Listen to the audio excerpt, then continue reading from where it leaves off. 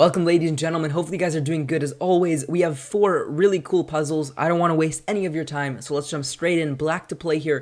What can you do in this position to draw? Now, notice that white in this position has an extra pawn. They have good central control, so they're definitely in the better position, but you have a very nice tactic in order to draw the position. So pause the video and give this a shot.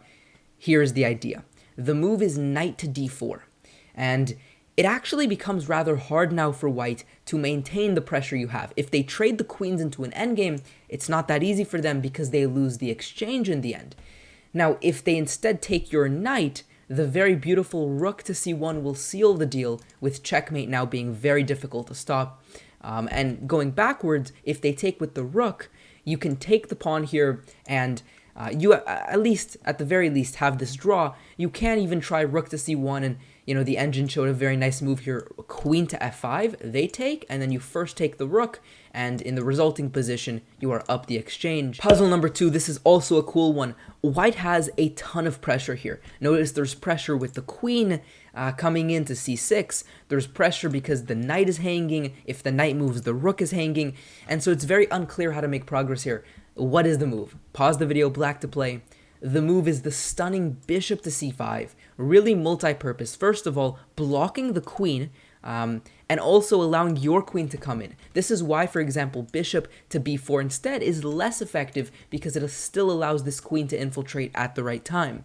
So going back, bishop c5, super beautiful, stopping the queen, allowing our queen to infiltrate, and for example, if they take, we give a check, and we're going to be able to get some level of perpetual here. There's many moves you can really investigate. For example, they can of course take the rook, but then we come in with the queen, they come here, check and mate. Instead, they can take the knight instead, but now we still come in with the queen, and again we mate. So definitely a couple of branches that you want to double check here with mate in the end on g3, but it does all work out well for black. So a very nice puzzle here, really distracting the opponent's attack while simultaneously improving ours by allowing the mobility of the queen to infiltrate. Puzzle number 3, black to play once again. There's a lot of pressure now for white. It is very clear along the e file, along this b8 square from the queen. How can you survive this really menacing attack? So in this position, the first thing to understand is that you really cannot play a move like rook to f8 and sidestep this e-file attack, which is often a nice technique, because unfortunately they have this nice queen sacrifice, which is very typical with mate coming.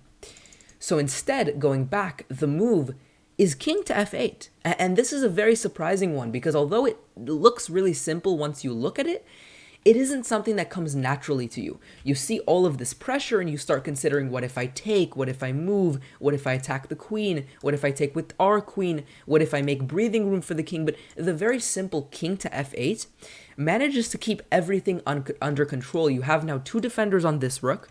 You have 1 defender on this rook. You have another defender on the e8 square. So this tactic, of course, no longer carries any weight whatsoever.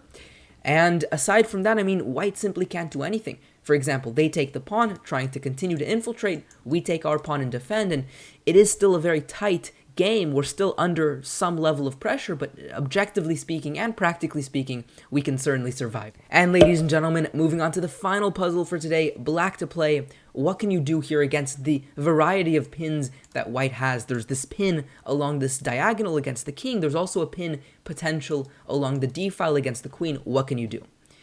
Now, the first thing to understand is that you cannot simply go king to h8. This is too simple, and after rook f to d1, well, we're out of luck. The knight is pinned now again along the d-file, so there was multiple pins, too many to defend from like this. Now, you similarly cannot defend like this because, among other things, they can just continue to add pressure. And, okay, the knight is attacked. They're threatening now to take, and we can certainly move the rook, but then they're going to keep adding pressure. If we move it here, they're going to keep adding pressure like this, and then the knight comes in. So the point is, white has sufficient resources to add more and more pressure as long as we keep this position like this.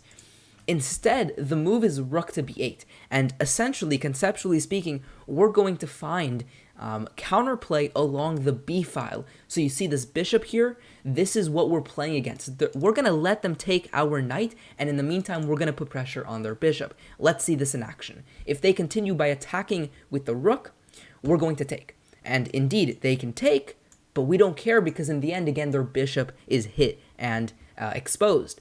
Now, similarly, they can take like this, but now we take, and after queen a2, they're trying to be sneaky, maintaining the pin, putting more pressure, but the very calm king h8 now works. What's the difference? Well, here it is. After they attack the knight, we have a very nice move, queen to b8, again, seizing pressure and counterplay along this bishop. And this is a very nice way to progress. So essentially, if you want to learn from this position, understand that when you are being attacked, don't only hyper focus on the piece that is attacked and look at ways to defend, because sometimes there isn't a way to defend by simply defending and directly defending. Instead, it is often very powerful to find pieces on the opponent's side that are weak that you can try to counterattack with and make some threats of your own. Hopefully you guys enjoyed this video. Make sure you subscribe for more content just like this, and I'll see you guys next time. Peace out.